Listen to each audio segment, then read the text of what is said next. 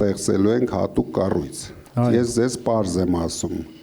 Ես ձեր օգնության կարիքը ունենալու եմ։ Ամեն շրջանի գյուղացիները իրենց խնդիրները ավելի լավ են իմանալու, քան մենք։ Ասենք Արարատյան դաշտավայրում մի խնդրեմ կա։ Սյունիքում ուրիշ խնդրեմ կա։ Կոտայքի մարզում ուրիշ խնդրեմ կա։ Բոլոր գյուղերում, բոլոր շրջաներում կան մարդիկ, ազդեցիկ մարդիկ, փորձառու մարդիկ։ Ընդամենը շատ մարզել չունենք, 10 մարզ ունենք։ Ասենք մի ամսում կարելի է այսենց հավաքել, թող չլինի 300 մարդ, թող լինեն 500 մարդ։ Բայց քննարկել է պետք, ինչն ամենաառաջնահերթը։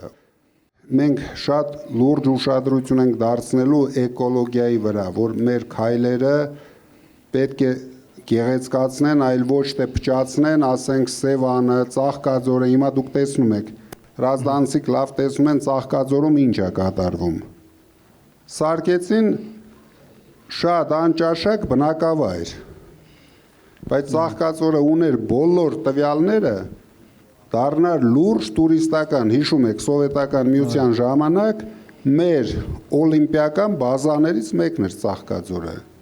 Իսկ հիմա նույնիսկ Հրազդանի համար չի կարող բազա ծառայել։ Այսինքն անմտածված քայլերով ամեն ինչ փչացրեցին այս մարդիկ։ Այո։ Այս շինարարության բումը փոխանակ կառավարեին,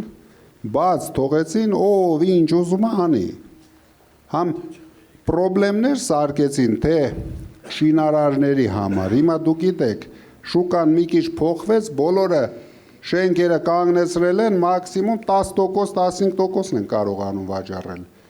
Դրանից էլ բանկերը խնդրեմ ունեցան ու կունենան, որովհետև ֆինանսավորել են, չեն կարողանում վաճառել այդ ամեն ինչը։ Դրա համար ամեն ինչը պետք է բալանսավորված, հավասարակշռված տարվի։